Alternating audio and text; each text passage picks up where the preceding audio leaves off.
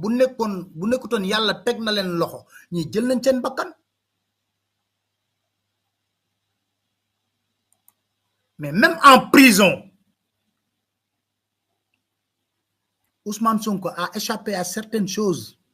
peut-être que moom bés dina ñëw dans ses mémoires mu révélé ko a échappé à certaines choses là wax même lors de son arrestation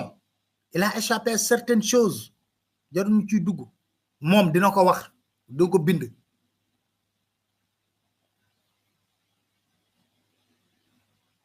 kon laaj leen ñoomi doon taxaw di théoriser ay force occulte force obscure force menace djihadiste tey ana ñooñu boo génnee daa amul blindé mbedd mi yëpp policiers yeeg gendarme yëpp ñu ngi seen biir kër quelques check ngay gis ak oto yu normal c'est normal ci dëkk bu nekk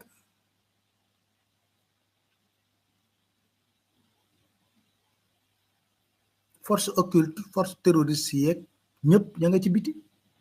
amul kenn koo xam ne mën nga taxaw ne liñ ko tuumaal moo ko def amul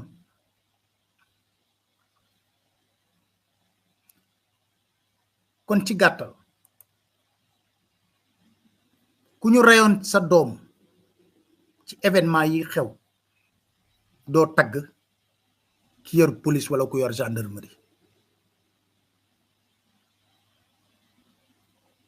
parce que tey jii toll nañ ci réew mi su bëggee dañoo bëgg ñu ne ñu tàppe xol yi góom bi bu leen ci sotti acide góom bi bu leen ci sotti acide parce que yéen a ngi ciy sotti acide ci yenn kàddu yi ngeen di yëkkati